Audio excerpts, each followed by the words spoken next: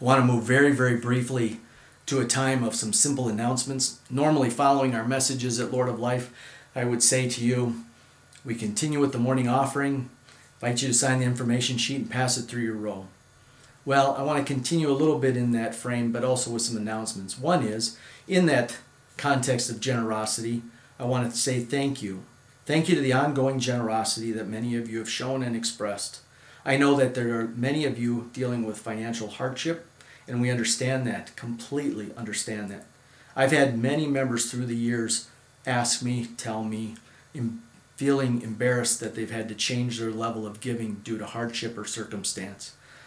I'll never forget the moment I saw someone in a store years ago, and I said, "Hey, great to see you. How you been?" And they said, "Oh, we're doing okay. Sorry we haven't been to church in a while." And I made it very clear that I don't keep attendance. I don't keep a log anywhere. I don't check and tally who I've seen week after week.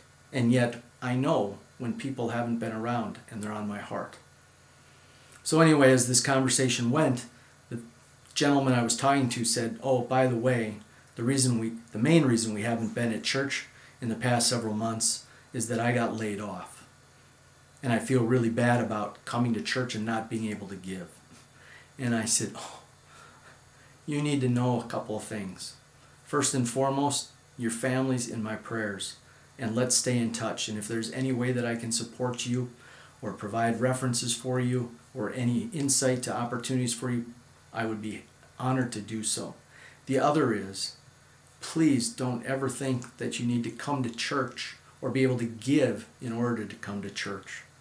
Those aren't related." My heart went out to him when he expressed it that way. I also wanted to make it clear to him that he needed to understand the value that he and his family had in just coming through our doors, and the way they brought an energy and a presence to our ministry just by being present. The value of that is priceless. The generosity of many during the past several weeks has been a gift of awe. Some people have sent one-time special gifts because they know that we could use them at this time. Other people have continued to drop off their giving or mail it in. We have a secured mailbox along our driveway as you approach the building. It's on the left as you're driving up to the building. The best way to describe it is it's really in that island that has our flagpole, the American flagpole, and there's a single light, parking light and parking lot light that's right above that mailbox as well, and that is a locked, secured mailbox that gets checked virtually every day or every other day. So we appreciate your giving. Saw another member a couple weeks ago that said, "I've never done the online giving or the automated giving. I signed up and it was easy." And so we thank those of you that are doing that at any and every level. We certainly thank those of you that continue to give regularly, whether it's through Simply Giving or through your regular gifts and mailing that in or dropping that off. All your giving is a great gift of generosity. Just wanted to let you know as well that our finance team and our council are becoming well aware of the CARES Act, and we'll be exploring the opportunities that provides as well. Just a couple other brief announcements. I wanted to thank also those of you that have signed up for helping those in need.